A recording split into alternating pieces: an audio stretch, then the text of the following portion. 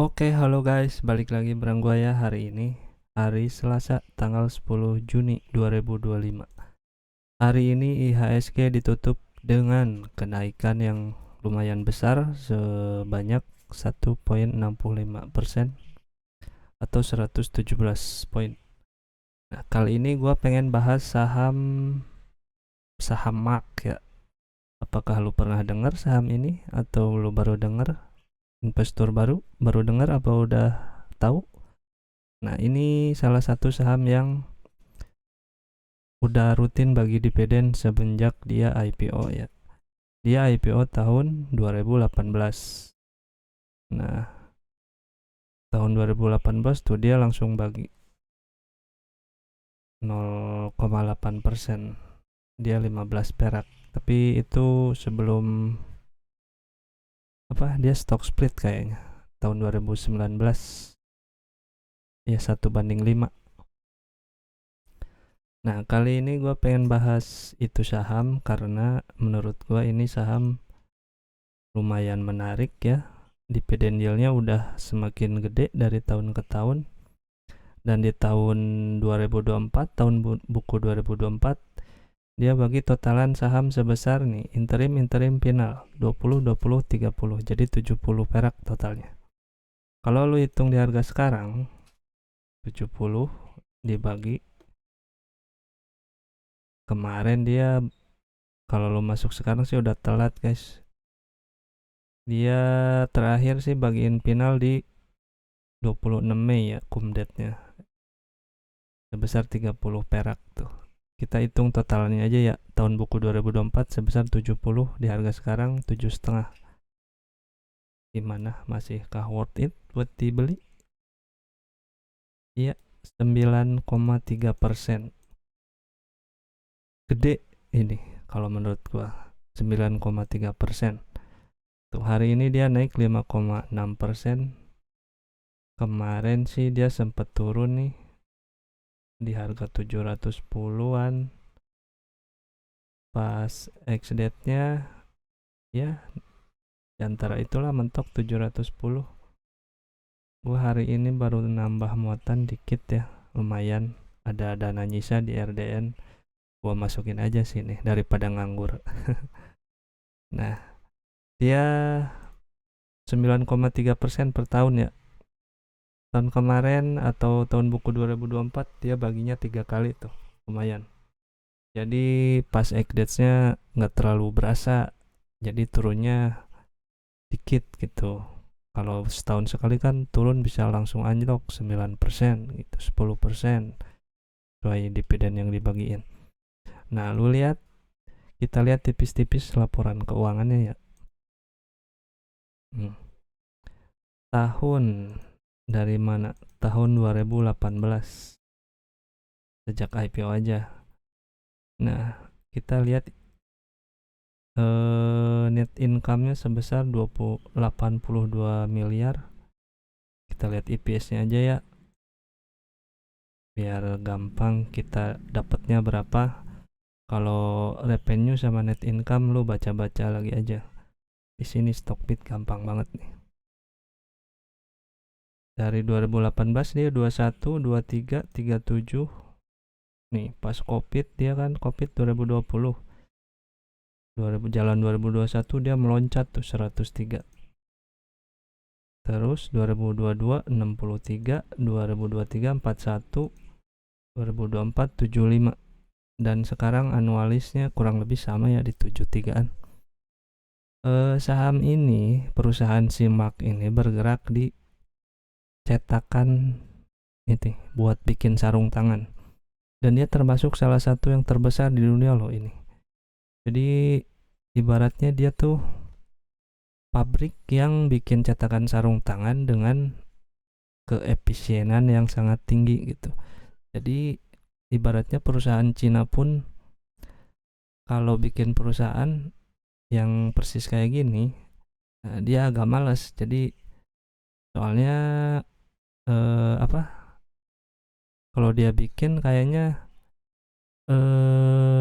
net income-nya tuh nggak gede gitu kalau dia bikin pabrik kayak gini. Jadi ibaratnya dia mendingan bikin sarung tangan, nah cetakannya beli aja di sini gitu. Karena perbandingan antara net income, ibaratnya dia bikin pabrik buat cetakan sarung tangan, terus dia produksi sarung tangannya juga, kalau dihitung-hitung mendingan dia beli cetakannya yang udah jadi dari si Mark ini. Nah dia tinggal bikin sarung tangannya doang gitu. Jadi cetakannya, daripada bikin cetakan mendingan beli cetakan yang udah jadi. Orang biayanya murahan beli jadi daripada lu bikin pabrik sendiri gitu ibaratnya. Jadi untuk hal ini si Mark itu sangat diuntungkan karena dia konsumennya banyak ya, dari seluruh dunia gitu. Asia paling gede, Eropa juga ada kayak gitu. Ntar lu baca-baca aja di laporannya dia gitu. Nah, gimana harganya untuk prediksi tahun 2025? Nah, oke, kita hitung ya coba. Dividen yield di tahun ini DPR-nya sebesar 94%. Hampir semua dia bagiin ya. Dia punya IPS 75, dia bagiin 70. 70 dibagi 75. 93% kalau di sini. Nah, gimana kalau buat tahun depan? Kita hitung aja perkiraan ya. Ini kan 73,69 dikali 93%. Kurang lebih dia bagi 68. Nah, kalau lo dapat di harga sekarang, misal lu borong sekaligus, gua nggak mau DCA, gua mau langsam aja katanya. Ya boleh-boleh aja kalau duit lu banyak lamsam di satu perusahaan tapi sisa di RDN lu masih banyak buat lamsam di perusahaan lain, boleh. Itu kalau duit lu banyak ya. Kalau dikit ya lu DCA aja lah, nyicil tiap bulan, isihin gaji lu gitu. 68 dibagi berapa nih? 7,5. Masih gede, masih di angka 9%, masih stabil. Sangat menarik ini, soalnya si Mark ini dia kapasitas produksinya sebenarnya ini kapasitasnya dia nggak gunain semuanya gitu, karena permintaannya kan nggak rame kayak pas COVID gitu kan. Jadinya dia untuk ekspansi juga mungkin bingung juga mau ekspansi apa lagi kan gitu. Orang kapasitas produksinya aja dia nggak full, terus mau ekspansi ibaratnya di bidang sama yang ada aja nggak full, terus mau buka lagi yang buat apaan kan, buat buang-buang duit modal aja gitu. Jadi kayaknya dia bakalan jadi dividen cocok nih buat jadi dividen investing, soalnya di angkanya dia di atas DPR-nya 90% ke atas ya.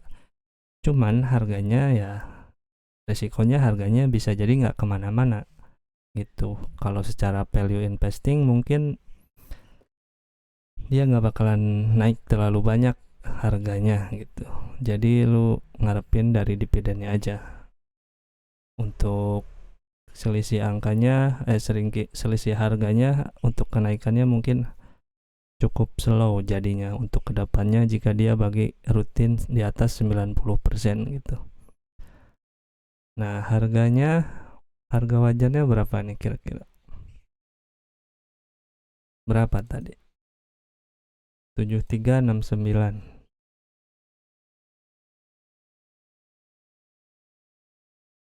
73,69 kali 93%. Nah, 68 dikali 10 aja. 685 sampai 1370. Ini harga aman yang bisa lu jadiin patokan buat lu masuk di saham ini ya. 685, dia kan harganya sekarang 7,5 ya, di atasnya dikit. Masih oke. masih gede dividennya, masih 9%-an. Siapa tahu kinerjanya Q2, Q3, Q4 meningkat. Sekarang kan lagi merebak tuh isu-isu COVID lagi kan, mulai dibangun isunya, tapi nggak tahu bisa jadi gede apa enggak nih si COVID untuk tahun ini. Kalau jadi gede lagi ya perusahaan ini bisa diuntungkan karena kan keperluan APD kesehatan, terutama dia nih sarung tangan, otomatis pasti melonjak kan. Jadi permintaan semakin banyak dan otomatis laba dia bisa naik minimal 2025 sama 2026 tuh bisa ngebom gitu. Nah gitu ya, jadi harganya 685 sampai 1370. Gimana, apa lu berminat atau lu punya inceran saham lain? Kalau berminat boleh, kalau menurut gua ini lumayan bagus ya, aman gitu ibaratnya. Kalau lu punya inceran lain boleh coba lu komen di bawah apa aja saham-saham inceran lu buat dividen investing gitu ya. Kalau yang gorengan nggak usah ditulis karena gua nggak ngerti. Oke, segitu dulu ya, thank you, sampai ketemu di video selanjutnya, karena hutang harus dibayar. Bye bye.